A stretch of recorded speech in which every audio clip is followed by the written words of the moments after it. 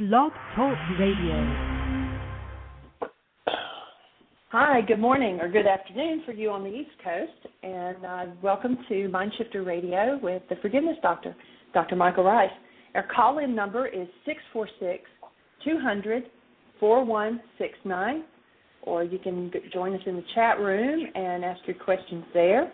And we had an awesome show yesterday, a lot of people calling in and asking questions and talking, and we'd appreciate hearing from you, especially those who maybe have been working on doing some of the worksheets this week and giving us your feedback on what's going on. Michael, it's all yours. Thank you, sweetie. Delight to be with you today, and it's a gorgeous day out here in Las Vegas, Nevada. A little bit breezy, probably about 75 degrees and sunny, so we're enjoying the weather here and holding the space for those who've had some storms in other parts of the country to be well and to do well. And delighted that you're here. Are there any callers, Jeannie, or anything in the chat room to start us off? Otherwise, I have a thought I'd like to proceed with today. No, there's several people out there listening, but nobody's got their hand up yet, so go for it. Okay. And do we have David and or Terry on the line? David's on the line, and he is turned on. Good morning, David. We're glad you're turned on. How are you this morning, sir? Hello. Good morning. Good morning. I was just saying good morning. How are you doing? I did. You mentioned your name. I didn't know if you had said something to me. I was waiting for the show to come on, and David Metz called me, and he had a question, and I invited him to come on the radio and ask the question on the radio. Awesome. He should be in line, so whenever he comes in online, well, then, Jeannie, if you want to open it up for him, well, then he has a couple questions. Okay, so, well, there are several people, but nobody has hit one, so if David, if you are listening and you're one of the callers that has called in, if you'll hit one on your phone, it'll let me know, because I don't recognize your phone number, so I don't know which one of the people that's sitting out there listening might be you. Yeah, so it'll be a 417 it will give number. me a hand. It'll be a 417 number, and so. Okay, then he's not on there. David Hayes is the only 417 that's out there right now. Okay, great. Well, good morning, and is Terry with you this morning, David? Is what? Is Terry with you this morning? Not at this particular moment. Richard is here, and Terry and him were over there at the other location, and I expect them over here within a few minutes, though. Cool. Fabulous. Very good. Well, the thought I wanted to start out with this morning, and I'll just go on into that, and if David comes on, we'll certainly be delighted to. He just now came on, so I'm going to turn him on. David, you are now on. Would that be me, David? That's David Metz. Good morning, David Metz. How are you this morning? How are things in Springfield, Missouri? I'm doing great. How are you? I'm blessed and highly favored. Just rocking along here in sunny Las Vegas. Oh, sounds like fun. Yeah, we're back here for the second time on this tour, totally unexpectedly. It wasn't planned. There's a physician, a medical doctor here who's involved in 5 or 6 different clinics who's writing prescriptions to people to do forgiveness worksheets. And we've been training his staff and especially his medical assistants in supporting people in the work of forgiveness. So we've been in 3 different medical clinics working with people individually and doing classes in Spanish. It's been awesome. It's been an incredible journey, and we did 3 weeks. Oh, I guess it was longer than that, 4 weeks back in November, and so we're back again. So what's on your mind this morning, David? I understand you may have a question or two. I'd be delighted to entertain and see if I can support you with answers.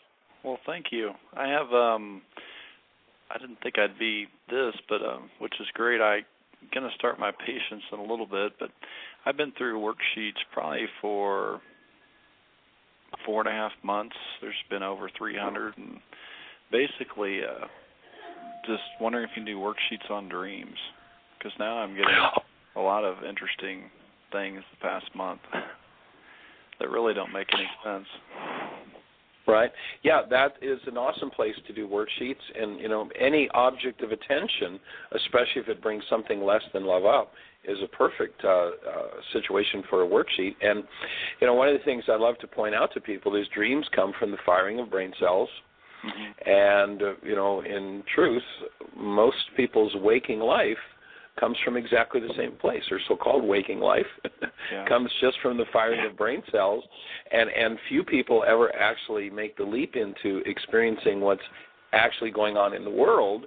They experience their mind's interpretation as a picture, and they think that what they're looking at in their mind is coming from what's out there, when what we're looking at in our mind is coming from what's in here.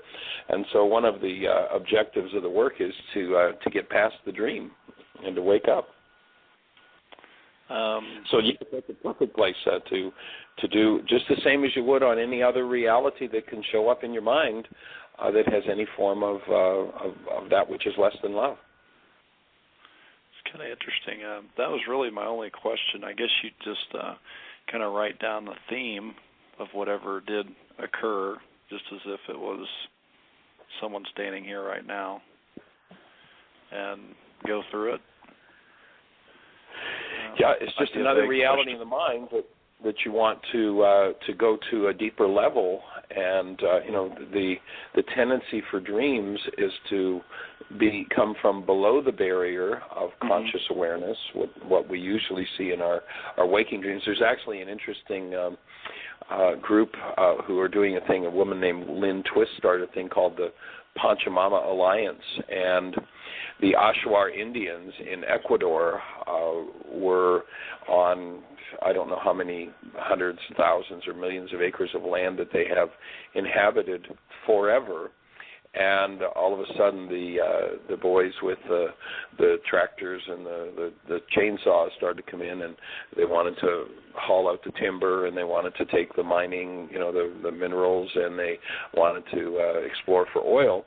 And the Achuar Indians knew they were in trouble, and they don't live in the same reality as we do. They don't live in the firing of brain cells. They live in a little different world. And so in their intuitive state, they had the wisdom, although these people had never left, had never seen civilization, had never left their remote areas in Ecuador, they had the guidance to contact someone in the United States, which they did, and formed an alliance. It's called the Pachamama Alliance, and they have gotten guidance and support from people here in America. And in order to deal with this situation, and it's the first country in the world, and these are people who are working beyond the dream state, it's the first country in the world that has actually gotten a legislature to pass legal rights to a native population and ownership of their land, and that the land actually has legal rights. And so what the Achuar explained to the Americans who are supporting them was that the Americans are living in a bad dream, and that they need to be awakened. So there's actually, the Pachamama Alliance goes around the country training people to present this seminar, and presenting this seminar called Awakening the Dreamer, and inviting people to awaken from the bad dreams based in hostility and fear, and the message from these, what our modern minds would call primitives. The message was, you need a different dream. Mm-hmm. And it's just so awesome what these people are doing and what they have done on a global basis. They set a precedent for something to show up that's never shown up before, and that is, to me, is one of the powers of our true spiritual being, that we're not designed to just replicate whatever's gone on, to dream out of whatever's happened in our generations and such, but we are designed to bring something new into the world. Each and every one of us has that higher purpose, and as we pass our dream states, we have the ability to bring something new, and our dream states can give us something new as well if we're not stuck in our hostilities and fears. So that's a great question to bring into the camp today. Thank you. Well, thank you. That was a very simple answer. I appreciate it. And thanks for everything you guys have done, and it's just been awesome, and it's impacted my family and me and my business more than I can express in words. So. Is there anything, one of the things we'd love to hear, of course, are the stories and the way that's happened, because when people first start to hear about this, I'm going to go inside myself and forgive, what does that mean? You got to be crazy. How does that change things?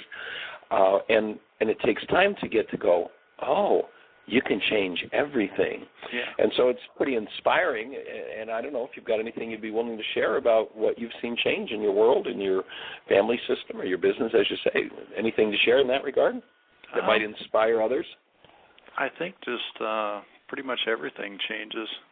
I don't think there's any component of my life that hasn't changed.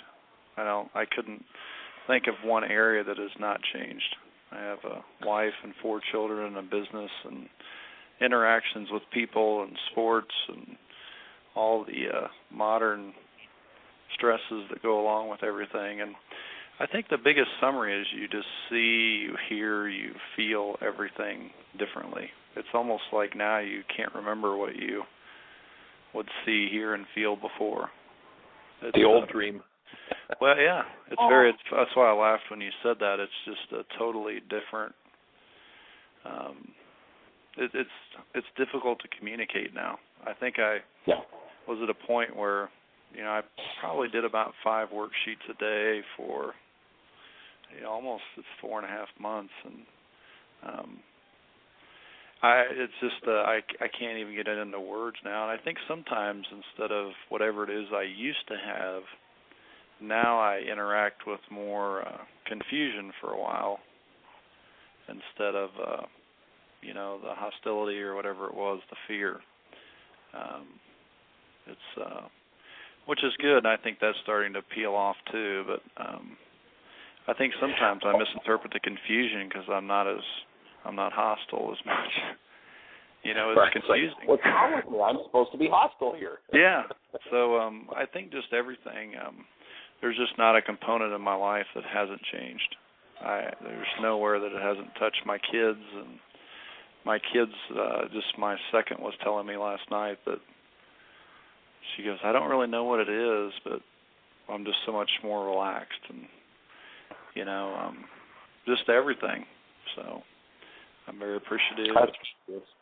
It's impossible to go through all the specifics, mainly because I have a patient that just walked through the door, but everything changes, and I can't think of anything other than to encourage people to take the jump and to be real with it, not to hurry yourself through it, not to just go through the motions, but to actually participate. And if I can intervene here for just a moment, one of the things that David did was that when David did find out about this, was that he signed up and did the building the brain cells. And that commitment, to me, is what really, his level of commitment to do that is what brought him along so quickly. And I don't know if you want to add anything to that, David, or not. Well, that to me was really significant. I'd been looking for it for a while, so I was very grateful to find something to lock into that dealt with me and was accountability isn't an accurate word because I don't know the word for it, but it was something to lock into to consistently participate, to not look outside or to anything else or to self-improvement, but to lock into something that was going to continue to change me from the inside out. Well, that's awesome, David, and thank you for sharing that with us. And if at any point it feels appropriate to call in and share anything more specific, because the specifics where people have things that just, this isn't changeable, when somebody hears, oh, that's possible, wow, that opens a space in them. And thank you for your call. Yeah. We'll leave the space for you to get back to your patient, and we'll carry on. Thank you. Hey, thanks for your time. Okay, blessings. All right, bye-bye. There's a cute story. I don't know whether I shared this with you, David, but there's a cute story about the question of what did the Zen master say to the hot dog vendor. And the Zen master said, "Make me one with everything."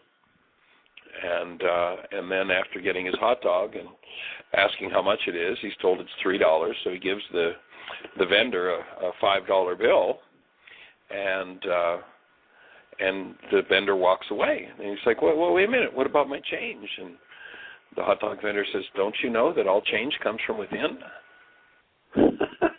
Oh. All change comes from within. That's a good one. I'm gonna see if that works in some actuality with some folks out there. Yeah, I think that's good. Said it in a cute way, but anyway, yeah, all change comes from within. When we're sitting around going, somebody else is the one with the problem. If only they'd stop doing it to me. And that was kind of the direction I was going to go this morning. So, thank you, David. If you're still listening, you've set the tone and the direction for, or expanded the tone and the direction of where we wanted to go. And yesterday, I put forward the thought that I use often, and I want to start with that one again, is if they're the one with the problem, why are you the one with the pain? And obviously, it's logical that the one with the pain is the one with the problem. And once we recognize that, then we can start to bypass the lies of the dreaming mind. And the lies of the dreaming mind are, I have pain and it's caused by you. If only you'd change, my pain would go away. Now, if we can get somebody to change, the stimulus that shows us our internal pain that needs to be changed is gone, so it seems like the pain is gone, but you'll notice it's not very long before you find somebody else or perhaps the same person to bring it up again. And one of the principles we work with in the whole Why Is This Happening to Me Again workshop is that the human mind is an evidential device. That means that it only gives you information that you give it permission to give you. And that permission is given by words. So when I say, you hurt me, what I say to my mind internally is, mind, dig me up a reality that shows that they're the cause of my pain, that they hurt me, and you're only allowed to go to my file on them. And so my mind hallucinates a reality and shows me a picture, a literal picture. We have a picture maker in there. It shows me a picture of them causing my pain. When I start to move toward that idea that all change comes from within and responsibility is a key, and I start to change my thinking and my words, then I move into a conversation inside myself that says, someone has done something that has resonated my pain. Now I've given my mind a whole different set of permissions. Mind, go to my file on me and show me how I've created this pain. All pain comes from within, kind of like all change comes from within. All pain comes from within. No pain is caused from without. And people say, well, what if somebody hit me, cancel the thought, hit me over the head with a 2x4? Yeah, okay, the 2x4 hurts, but what is it in me that put me in the place where somebody be hitting me over the head with a 2x4? You know, the person who's traveling down the road and gets hit by a Mack truck says, well, I was obviously hurt by the Mack truck. Well, externally that's true. However, what is it in you that had you so distracted that you didn't see the Mack truck coming, or that your intuition didn't tell you about it? There's a young lady that I worked with in South Florida several years ago when I had a private practice there, and she was into breeding horses. And she came to a session, and she had her truck and her trailer hooked up to it and shared with me that she was getting ready to go and pick up her horse and take it up to Central Florida to be bred. So she did an extremely poignant and powerful piece of work around her relationship with her mother and left the session in a very, I guess I'd say, tender state, and got in her truck, went and picked up her horse. And if you know, this was in Delray, if you know Highway 27 in Central Florida, it's kind of like this straight shot right up the middle of the state. So she's driving up Highway 27, and, you know, you can see for a long distance on most parts of that highway, and she can see well ahead that she's got a clear space to pass a transport truck that's moving rather slowly. So she pulls out and starts to pass this transport truck and gets just about to where she's going to pass the cab of the truck which is where the wind shear is going to hit her car. And she said that the voice in her head was as clear as my voice was speaking to her. A voice in her head said, back off, pull off the road, and check the lug nuts on your wheels. She listened to that voice. She pulled off the road. And when she looked, the front right tire or wheel had no lug nuts on it. If she had hit that wind shear, it probably would have taken the wheel off, and chances are she'd have been dead. She listened. She was guided. You and I, if we're listening, if we're not stuck in our hostility and fear-based minds. Now, you'll remember in the ancient teachings where they understood this process, they said that it was a still, small voice. It's very quiet. You can't hear that voice that will guide you in everything while there's a lot of emotional noise going on and a lot of raucous noise going on inside of you. It just can't be heard. But once you do, and as David just shared, his daughter came to him. I believe he said it was his daughter. And it's like, Dad, it's just, I don't know what's happened, but, life is just more peaceful. Why? Because the stresses of hostility and fear are gone. And when the stresses of hostility or fear are gone, we become a receptacle. We're designed to be a receptacle for the presence of love. In fact, in the Aramaic language, the word prayer means to set a trap for God. That is just like a television antenna pulls in channel 2. You're designed to pull in the active presence of love. That's what the human form is designed for. And we've been filled with all kinds of hostilities and fears to keep us out of that. It's time for a wake-up. And in that wake-up comes, in the ancient teachings, they talked about it as the peace that passes all understanding. What does that peace come from? That peace comes from the presence of a human life. Think about the newborn. If the newborn wasn't jerked into the world in a traumatic way, or after it got past its trauma, tap into that newborn, and they are the state of peace. That's how we're designed to live our lives. And we've bought into cultural and familial brainwashing that is crazy. It's just plain crazy. And as David shared, he picked up the pen and made a commitment by joining the Building the Brain Cells game, and his commitment was to do 5 worksheets a day. And I think he said over 3.5 months he committed, and he did 5 worksheets a day. And everything in his life has changed. That's how you change everything in your life. You don't change everything in your life by efforting and struggling and fighting against someone else and pretending that the evidential pictures your mind is showing you from within are true about somebody or something out there. The one thing that you always know by the fact that a reality shows up in your mind is that reality is contained in your mind. It's true about you. It may or may not be true about somebody else, but if it's painful, it's irrelevant whether it's true about anybody else. You remember in the ancient teachings, the man named Yeshua said, why are you trying to take the speck out of your brother's eye while you have a log in your own? And it's time for us to wake up and to start to do the work that frees us from the insanity of our cultural brainwashing. And so that's what we're here to support you in, individually, collectively, that we as humanity move past the insanities that we've had put on us for thousands of years. It's been thousands of years that it's been going on.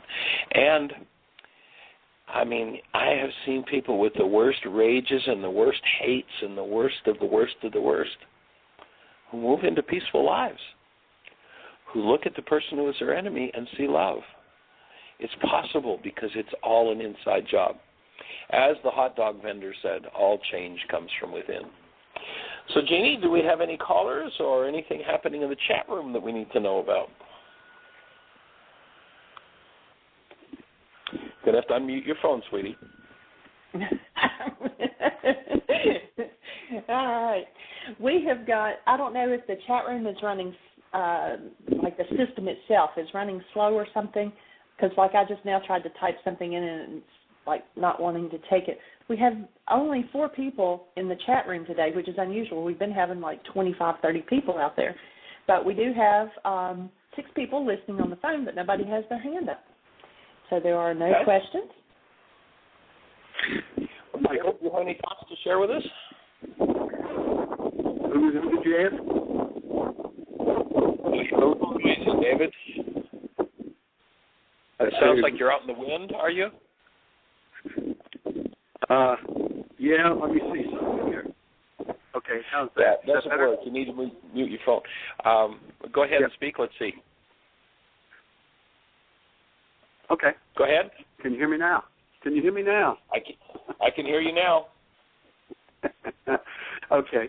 I was having some thoughts around a couple of things this morning. I thought this might make for a good conversation on the show today, and I invite the folks that are listening in to go ahead and press the 1 and risk it and ask a question, because that is part of the process.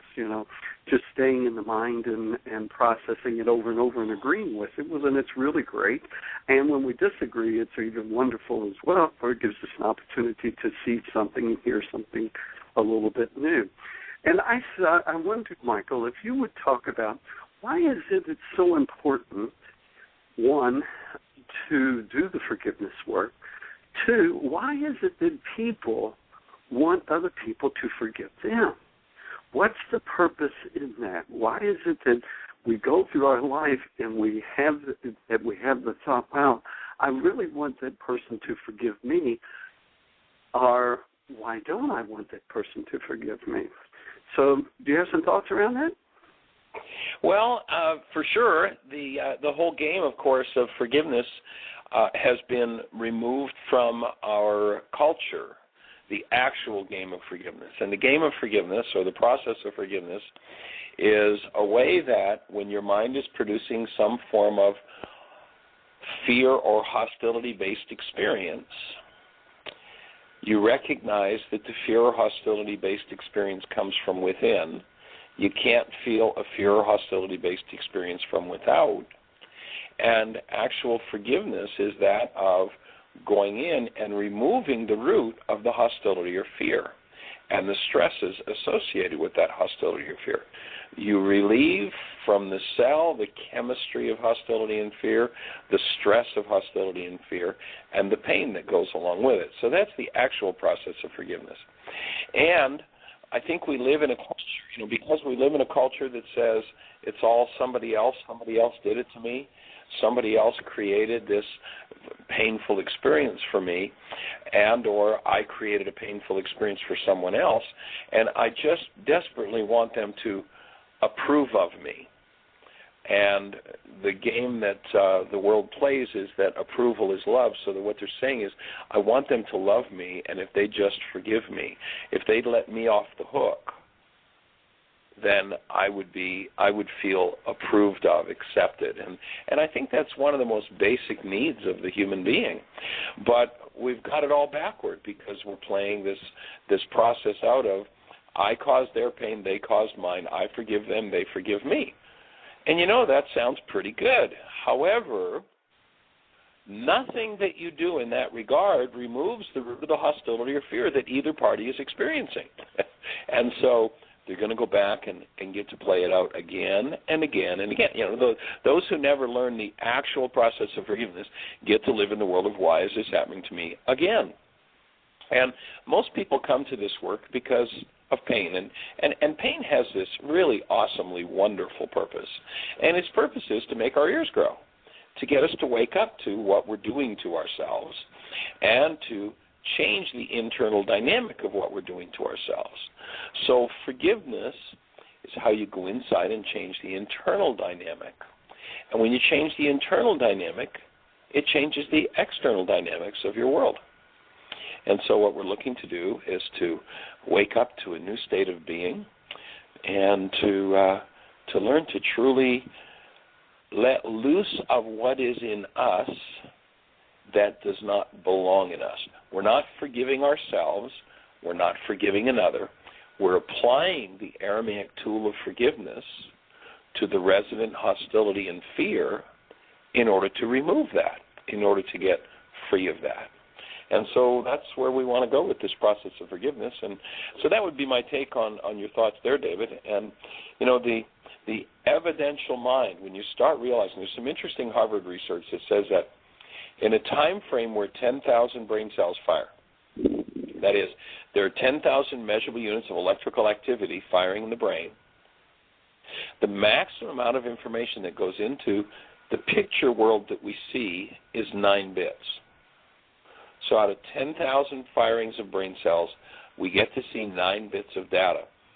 And it's been estimated in the same time frame there are approximately 20 trillion bits of data available in the actual world.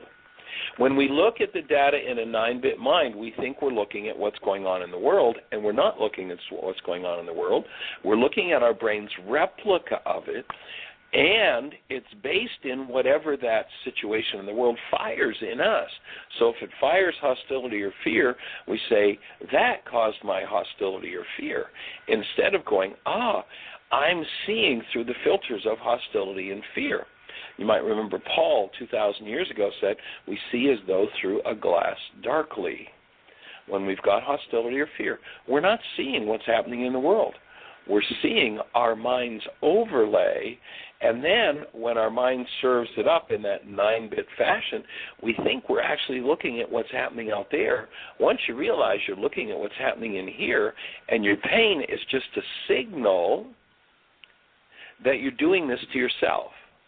All pain, all hostility and fear is a signal that you're engaging in building pictures out of something that doesn't exist except as a frequency within you. And when you become aware of it and you decide to change that, everything starts to change. And what we're looking to do is to support people in changing everything. Everything that is unlike love. And it's possible to do. But if you refuse to own that your hostility and fear comes from within, you deny ownership of that. You dissociate from it. What you dissociate from is now out of your control. You can't change what you've dissociated from. You can't rethink what you've dissociated from. And whenever that dissociated information is resonated by something in the world, it will take over your behavior. So you can choose 1,000 times and say, I'm never going to behave like that again. I'm going to do something totally different. And you mean it. But when the stress is up and the chips are down, and that hostility or fear-based reality is there, the behaviors that go along with that hostility or fear take over against your own will and choice. And there's no choice about that. You can critically reason that doesn't make sense and I'm going to do it differently. Critical thinking does not change the dissociated mind. New choices do not change the dissociated mind. Disapproving of yourself, being hostile and fearful for yourself, for your behaviors that come from the dissociated mind will never change it. What changes it is forgiveness. And the Aramaic tool of forgiveness is how you go in and you collapse the projections of the dissociated mind. Now that you've collapsed the projections of the dissociated mind, it's no longer dissociated. You're back in direct interaction with it. And that's when you have the power to change it. When it's in hiding in you, when it's projected onto someone else, you can't change it because it's not yours to change. So the awesome technology that was figured out 2,000 years ago of how to forgive was totally turned around backward and made into a tool for letting other people off the hook for what's happening in us, which means we stay stuck in what's happening in us. We get to live, why is this happening to me again and again and again? And as you actually begin to forgive, and if you're new to the conversation, we're delighted that you're here. You can go to the website free at www.whyagain.com. On the right-hand side, you'll see a link that says Download Worksheets. The first two items under that link, the first one is an explanation of how the process is done, and the second item is the actual worksheet. We invite you to download those two worksheets. That's what David that called in earlier was saying that he's been doing. He did 5 a day, has done 5 a day for about 3.5 months. He was introduced to this work back 3.5 months ago. And he picked up the challenge, and he started to do it. And you heard him. Everything in his life has changed. His business, his family, his internal dynamics, everything has changed. How he feels about everything. And that's what happens when we allow ourselves to consistently collapse the dissociated mind. In the ancient scriptures, the dissociated mind was called the desert. And what we invite people to do is to take that worksheet, start off if you need to, and do just one a day, but preferable, as David did, pick up and be committed enough to do 5 a day. And what happens is you find as each time you collapse the projections from your dissociated mind, you come in touch with something you didn't know about yourself. And when you come in touch with that something, you get the opportunity to change it. When you change that which is within yourself, you've changed the root of everything your mind shows you. And now your mind shows you a different world. And, it's a trick to think it's a miracle that, people say, well, those other people changed. Look at that. Isn't this awesome? Well, actually, no. Your realities about them changed. And that tends to inspire change in others too. But the primary change happens when you shift the filter through which you're perceiving those people in your life. And so we invite you to pick up that worksheet process, put it to work in your life.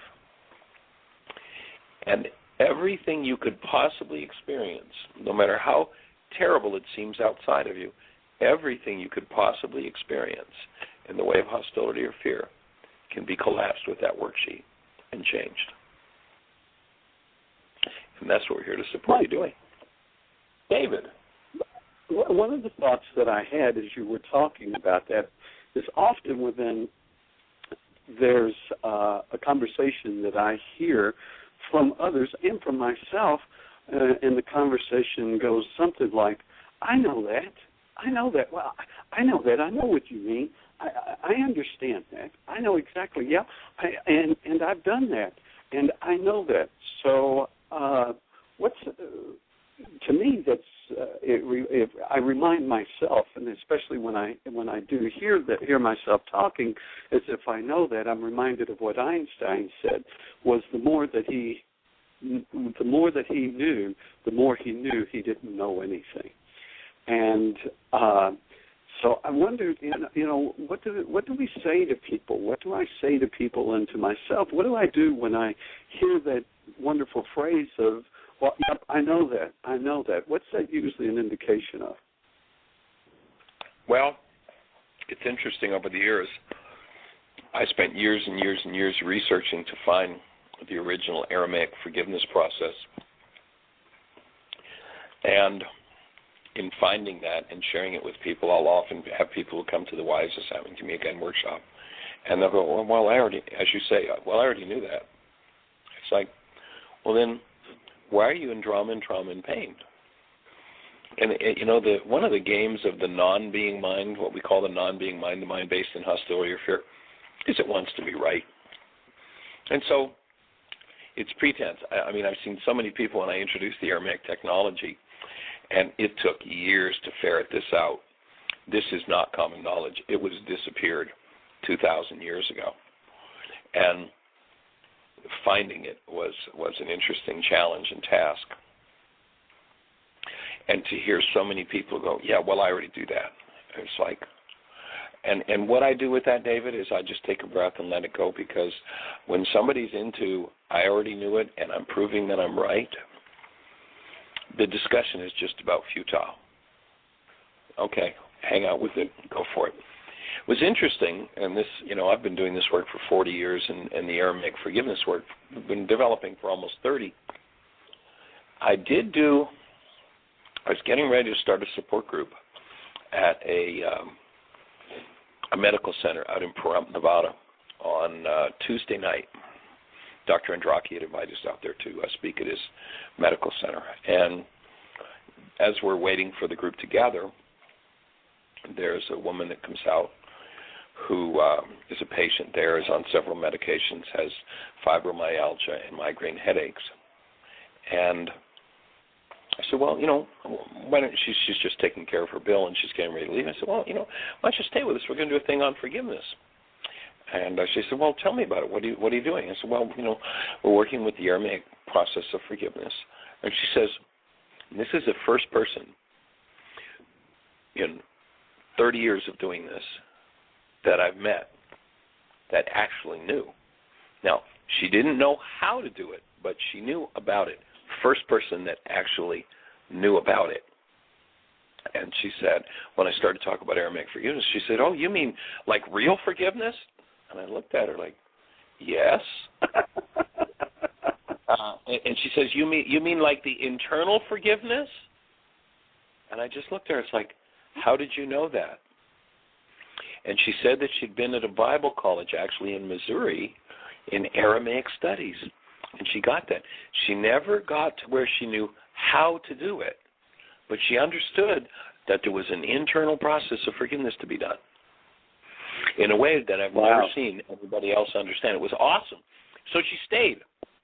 And as we went through and we got to the piece, which, of course, intuitively looks backward to people when they start to do the worksheet, of canceling the goal that they had, she just sat back. Now, she had just had a shot of, I don't even know what it was, because she was in a lot of pain. And she shared with the group how things had been going along fairly well in her life, and they were renting a house, and they didn't know that the owner of the house had lost it in a foreclosure. And she went home, and there was a pink slip notice that her electricity had been turned off. It was in the landlord's name. And she instantly went into this upset and, why is this, and I can't feed my kids, and I can't turn on hot water, and my refrigerator, my food's going to melt in the freezer, and I don't have much money. I mean, she instantly went into all of this. And she shared this in the group when we got to the canceling part. And all of a sudden she kind of like, I guess I'd call it, kind of let out a little bit of a yelp. And she went, oh. And she all of a sudden, you could see her was looking within. And she went, oh, my God, I see my fibromyalgia. She got exactly what she was doing to cause fibromyalgia. And she said, I see my migraine headaches. I mean, she just got this total hit of, oh, my God, what have I done to myself? Now, I suspect she got that so quickly because she had some idea that, the real forgiveness process was an internal process. It wasn't about letting others off the hook. But it was awesome to sit there and watch her as she just got a hold of, I see how I'm doing this to myself. It's me that's doing this. I mean, it was just awesome. To be part of I can. Go ahead. Well, I get it. To me, you and I have had numerous conversations around this to be able to be in the presence of being part of that. That's the miracles. That's the reward. For I can talk for you and to you about this because that's why you and I do this. Is that to be present when someone wakes up, that they go, oh, that's it. Whether it's with a child, it's kind of like what I had with my cousin Terry the other day and my brother Terry now I call him, and it's like that, to be able to be present of someone waking up to that is the awe, what I call the awe of the spiritual awakening, the miracles of life, and I can just visualize and have that sense and that experience of that waking up for that. So I can almost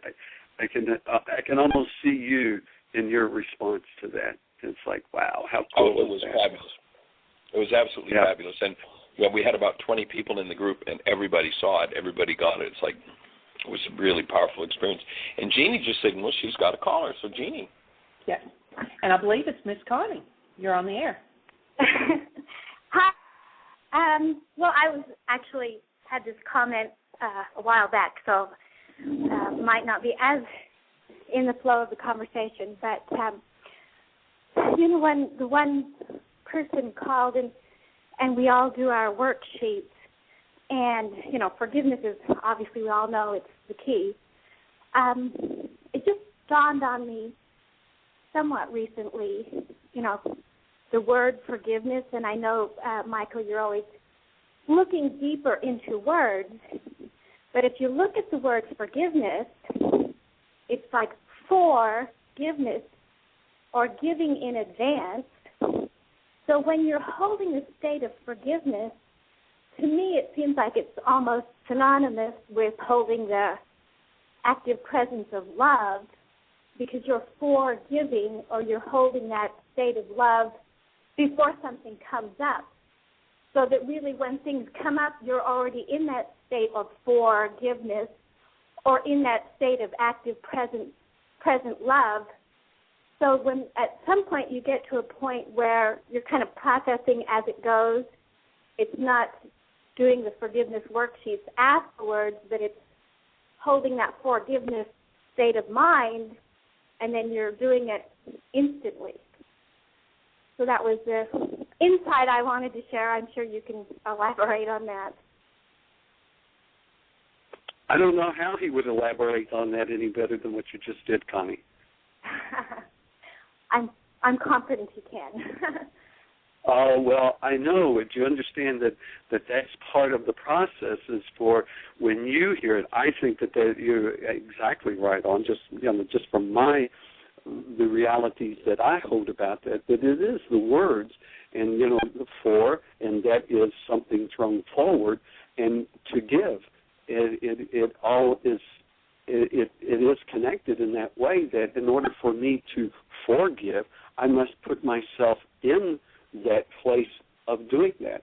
So by putting that and planting that within my mind, for my mind to look for that out there, look for the opportunities and holding the space of love, then what will come to me is opportunities for people to let go of, for them to heal, and therefore I'm giving that. I'm giving of myself. I'm connected with that, so that's what it is that's going to resonate. Now, the challenge is that when I've asked for that to come to me so that I can give it, then I will receive that. I will receive those opportunities, which then there is my opportunity for me to let go of more of whatever is unlike love in me.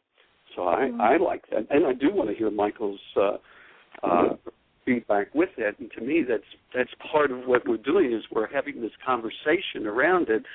And I'm having the conversation so that I can reinforce it within myself rather than, you notice that you said something, so now I get that. I'm saying something so that I reinforce it within my structure with it.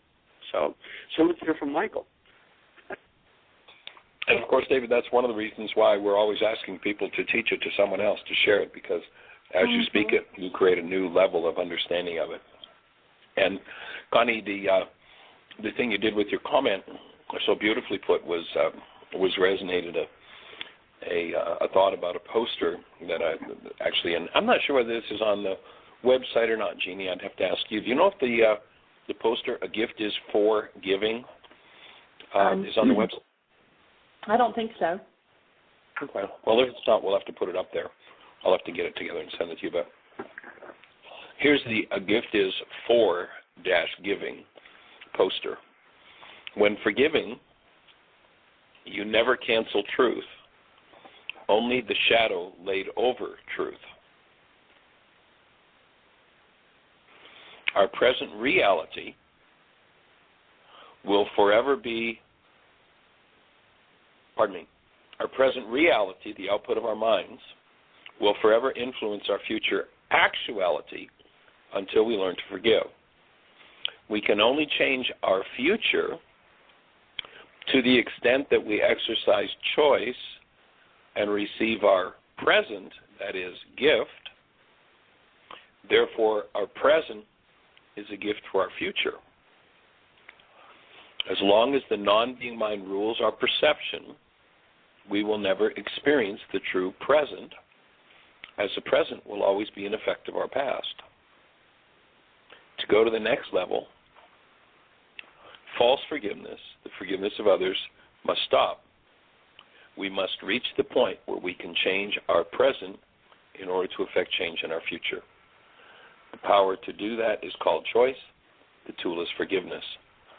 You cannot change your future if your present is negative and you refuse to forgive the vibration from your past that has created the present, which prevents you from receiving the present, the gift. we'll put down on the website. A few days on that. What's that, David? I said we could spend a few days on that. Yeah. We'll make sure that within the next couple of days we post it on the website, because it is something you need to, you see the accents in writing to see the present as the gift and the present as what we call the present. And so we'll make sure that it gets up on the website within the next day or so. But people think that when they cancel the goal that they're giving up something valuable, and the truth is all they're giving up is that which is setting them up for pain and trauma.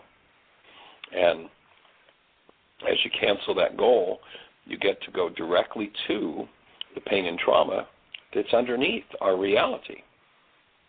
And as you change what's underneath your reality, you literally change the influence that vibration, literal vibration, has on what's going to happen in your future. So by changing your present through forgiveness, you change your future. That's the gift. That's called the present. It's always fun to play with words. Connie, what would be perhaps your most powerful share around how you've seen your reality structure and your life change? Is there anything in particular that you'd be interested in wanting to share with us today? Well, sort of like David, everything changed, so it's kind of hard to say just one thing changed. But I will tell you the most valuable present that I have received from doing the work is that internal peace. I used to be, a business executive, had a very, of course, nobody can give me stress but me, but I had amply given myself a lot of stress about it, and I was in a constant state of turmoil, and even when I was, so-called relaxing, it wouldn't have taken much to, have me back in that real high stress state. So the present that I have received is I am so at peace. I mean, my brother was just visiting me about a week ago, and so I was kind of out of my normal routine. I have a low-key life, but I was doing the things that, his family wanted to do. So a lot of things that in the past would really be agitating for me, like I don't enjoy going to the Strip. So to me that's like, oh, Lord, that's just horrible. And certain other things. And we did many of the things that in the past would have just really given me a high level or resonated a high level of stress in me. I was like, fine, didn't bother me in the least. I enjoyed them. It was fun. I was bonding with my brother and his family. Didn't matter what we were doing. Didn't matter, if we weren't on schedule. Didn't matter anything. I fully enjoyed my time with him. And so it kind of gave me an opportunity to look back and say, wow, in the past that would have really upset me. And I didn't have any of those feelings. So it's that internal state of peace and just contentment that is really the gift. Everything else is an external manifestation of that internal peace that I now live in for the most part. Cool. That's fabulous. And, of course, that's the natural state of a human being living the human life. And so awesome. By the way, just so that people know, when you talk about the Strip, we're in Las Vegas, and Connie is hosting us. Thank you very much, Connie, for this wonderful space you've created for us to stay in and the invitation to be here. And so when she talks about going out with her brother to the Strip and his family, they went down to the Las Vegas Strip, and it's a pretty it can be a pretty bizarre place at times, and certainly a hectic hustle and bustle place of people. Yeah. Well, thank you for sharing that, Connie. And that's the goal of the whole body of work, and to recognize that when something comes along that resonates something out of our past into our present, and our present reality is upset, it is by forgiving that present reality, you apply forgiveness to that allows you to go to the dissociated part of the mind that creates that disturbance and remove it. So you go back to peace. So again, with that little poem that I shared, the present is a gift for our future. Because if the present resonates some form of hostility or fear or pain, that hostility or fear or pain is a marker in your system that indicates that there is an hallucination happening, that your mind is building its pictures, its realities out of hostility and fear. And it's all changeable. Of course, it's not changeable if you think it's out there. But once you realize the feelings come from in here, it's all changeable. And that's the genius of the Aramaic technology of forgiveness. And certainly I acknowledge the source of that people look at what I do and what Jeannie and I do as we travel and go, wow, what you guys are doing is so awesome. It's like, yeah, and I wish I had a brain big enough to have figured it out. I didn't figure it out. Yeshua did 2,000 years ago. I just had the privilege of getting to bump into his Aramaic teachings and learn how to integrate them into a worksheet that helps people to understand how that forgiveness process works and how to do it. So we're here to do that and support every mind, heart, and being on the planet. And by the way, we are in Las Vegas, and tonight we'll be doing the workshop, Naturopathic Keys to Health. And tomorrow night we'll be doing the workshop, Laws of Living. If anybody's in the Las Vegas area and you want to come join us, we're at Unity in the Valley. There's a flyer on the website under Schedule. You can click on that and download the flyer. It's over at Pecos and Sunset. And then this weekend, actually, we're just about full. We've got a couple of spaces left. We're doing a 2-day intensive at Delight Hot Springs in Tacoma, California. And it's a hot springs resort about an hour and a half west of Las Vegas in the California desert. Awesome place where they have these hot springs and resort built around it. So we'll be doing a 2-day intensive there where we'll get into the forgiveness process. Why is this happening to me again? We'll be doing a workshop on creating consciously as well as codependence to interdependence, and then MindShifters and Still Point Breathing. So if anybody is ready to do a major chunk of work, if you're not in Las Vegas, you could fly in and get your way to Tacoma Hot Springs, or if you decided that you wanted to join us the next couple of nights, we'd be delighted to have you. Jeannie, are there any other comments? Okay. Are there any other comments, Jeannie, on the no, there's chat not, room, and we're less than a minute. Less than a minute. My goodness, time flies when you're having fun.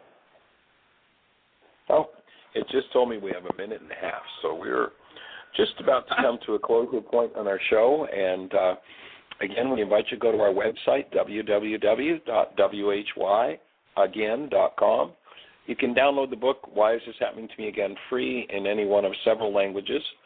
We just finished talking to an attorney in Lebanon who's going to translate the book into Arabic.